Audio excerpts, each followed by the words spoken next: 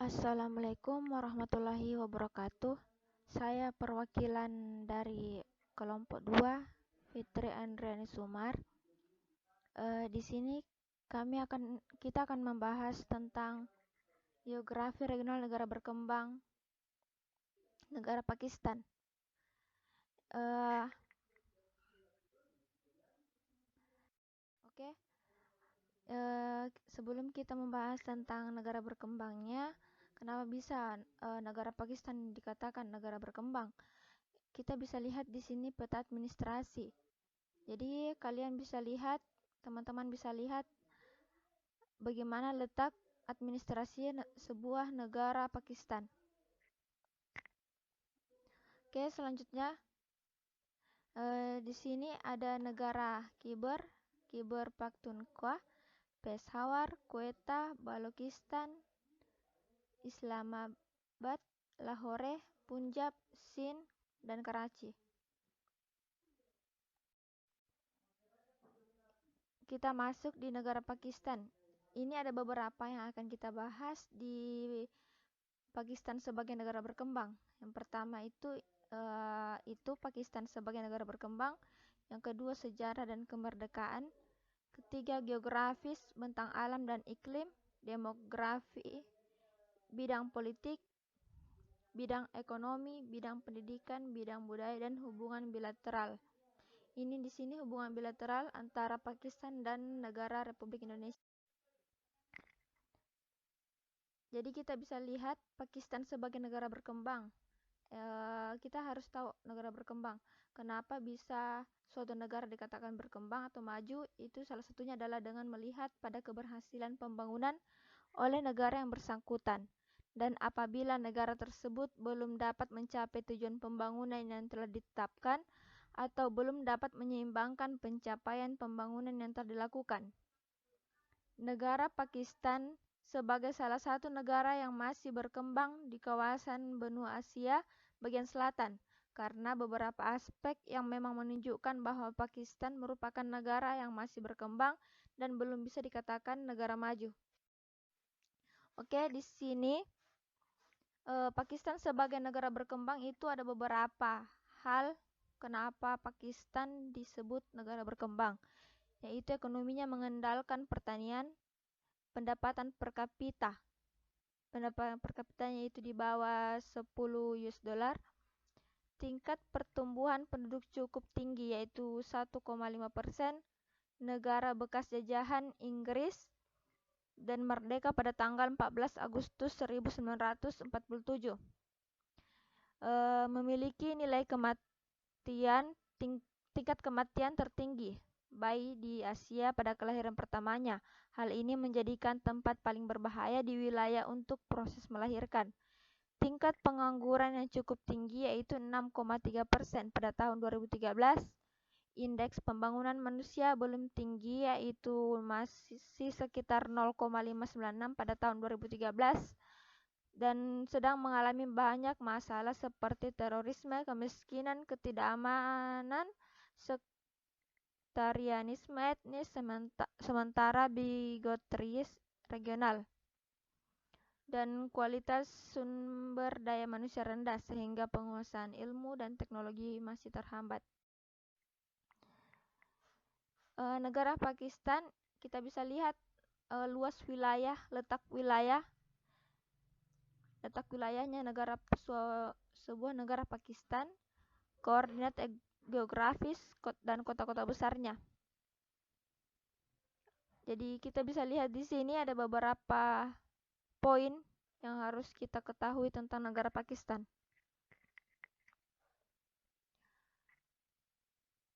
Di bagian utara itu ada Cina, utara sampai barat ada Afghanistan dan Iran, timur India, dan selatan Laut Barat. Garis pantai Laut Barat sepanjang 1046 km.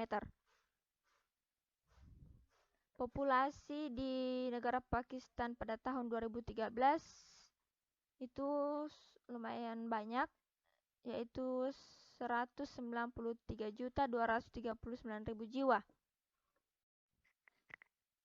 Secara geografis, Pakistan merupakan negara terbesar ke-36 di dunia. Pakistan memiliki garis pantai sepanjang 1046 km, sepanjang Laut Arab dan Teluk Oman, dan perbatasan darat sepanjang 6.774 km. Secara total 2.430 km, dengan Afghanistan 523 km, dengan Tiongkok 2.912 km, dengan India dan 909 km dengan Iran. Jadi kita bisa lihat dan bisa kalian baca sendiri gunung-gunung yang tertinggi dan gunung yang memiliki di Karakoram yang terletak di utara Pakistan yang berbatasan dengan Tiongkok. Bentang alam dan iklim. Di sini kita bahas topografi Pakistan secara bentang alam. Ini dataran tinggi utara, barat, Data Sindh dan Punjab, Plateau Balukistan. Ada 3 poin yang kita bahas di topografi Pakistan. Lalu di beberapa faktor yang menyebabkan iklim Pakistan itu yaitu lokasi subtropis, lokasi yang berbatasan dengan Laut Arab membuat suhu yang sangat kontras antara musim panas dan dingin di pantai. Pengaruh topografi yang tinggi di barat dan di utara menyebabkan suhu tetap dingin sepanjang tahun. Angin monsun menyebabkan terjadinya hujan pada musim panas. Depresi barat yang berasal dari daerah Mediterania dan memasuki Pakistan dari barat membawa curah hujan di musim dingin. Siklus ini membuat perjalanan darat yang panjang dan dilingkupi sebagian besar kelembaban pada saat akan mencapai Pakistan.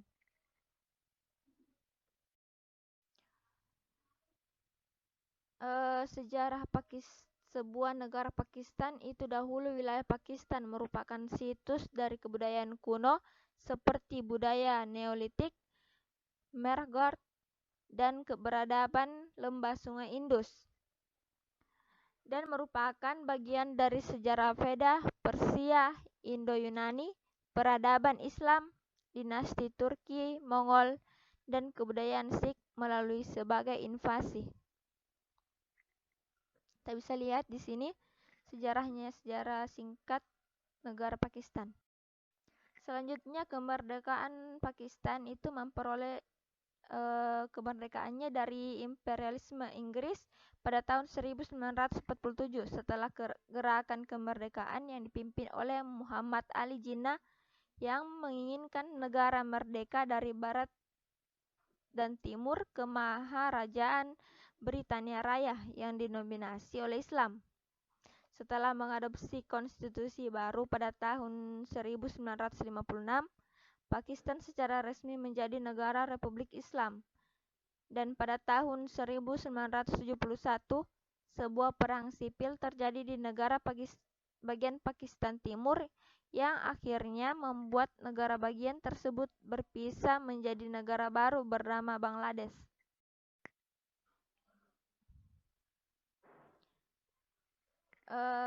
Poin selanjutnya itu ada demografi suatu negara. Pakistan, jumlah penduduk Pakistan di tahun 2013 yaitu 193.239.000 jiwa, sekitaran itu, dengan angka pertumbuhan penduduk 1,5%.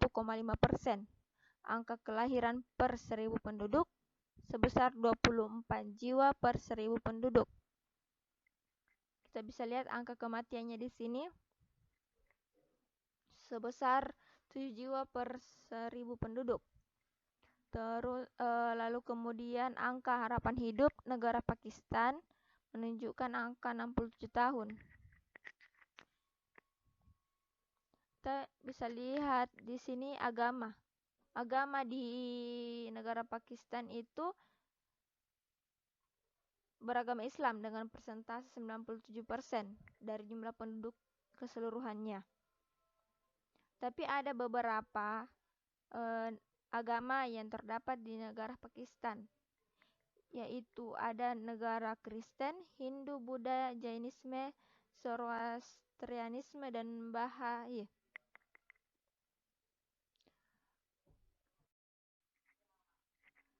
Di bidang politik, Pakistan merupakan negara federal dengan sistem parlemen yang terdiri dari 4 provinsi dan 4 daerah federal.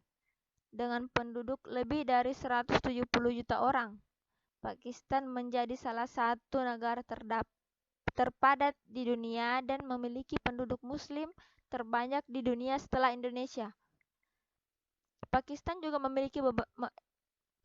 juga merupakan negara yang memiliki multi-etnis dan memiliki variasi dari segi geografis. Pada masa setelah kemerdekaan, pemerintahan Pakistan mengalami ketidakstabilan dan konflik dengan negara tetangga terdekat terus terjadi. India. Negara ini memiliki berbagai tantangan dan masalah, seperti kemiskinan, buta aksara, korupsi, serta serangan teroris. Ini ada beberapa orang atau politikus terkenal negara Pakistan. Ada Muhammad Ali Jinnah, Benazir Bhutto, Zulfikar Ali Bhutto.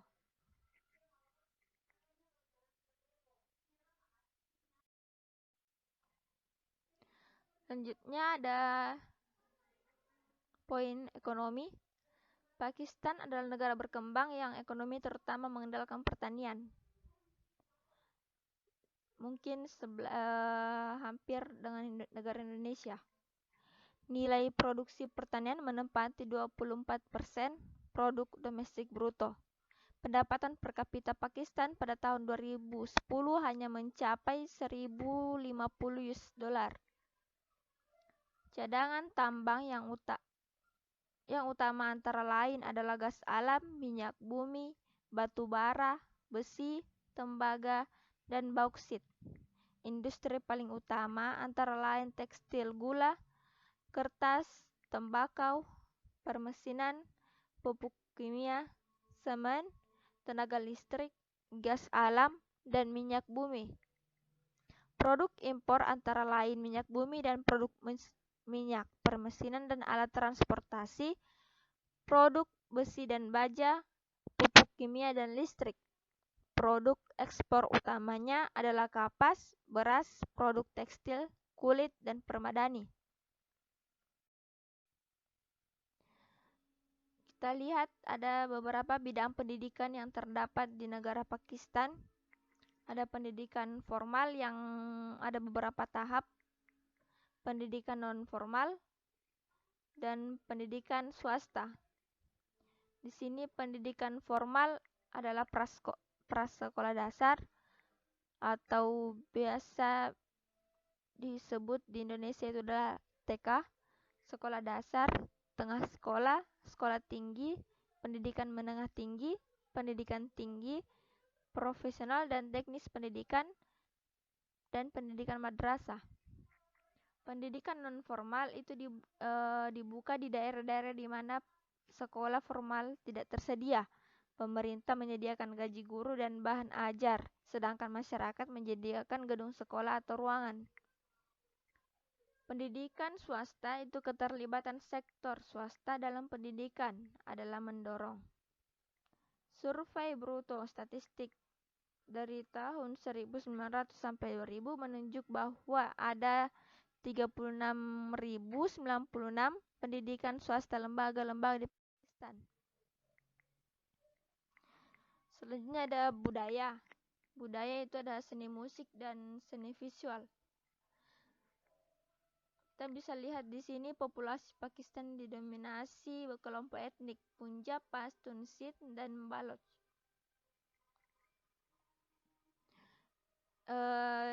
Kalian bisa lihat dan baca beberapa populasi di empat kelompok etnik ini.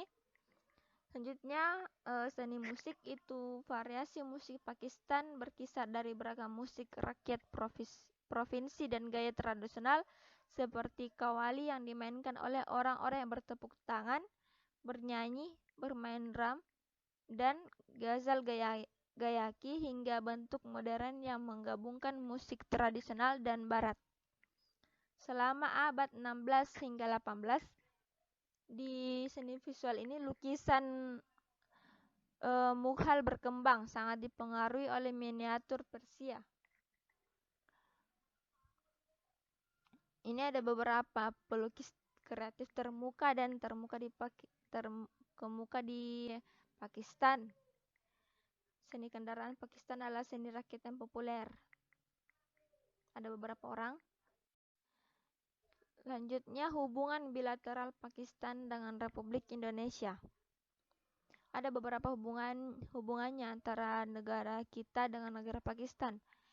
Di sini ada beberapa. Pakistan juga telah banyak melakukan investasi di Indonesia walaupun tidak terlalu besar, khususnya di proyek hilir kelapa sawit. Negara D8 merupakan kelompok negara yang berkembang dengan mayoritas penduduk beragama Muslim yang bertujuan untuk meningkatkan kerjasama pembangunan. Kerjasama antara Indonesia dan Pakistan di bidang pendidikan, ekonomi, persenjataan, dan militer. Karena Pakistan memiliki sejumlah pesawat yang memperkuat militer mereka, yaitu pesawat dari PT Dirgantara Indonesia. Itu dari negara Pakistan sendiri. Pemerintah Indonesia dan Pakistan menyepakati pengembangan kerjasama di bidang pertanian sebagai salah satu hasil kunjungan kerja Presiden Susilo Bambang Yudhoyono ke Pakistan pada 21 November hingga 22 November 2012.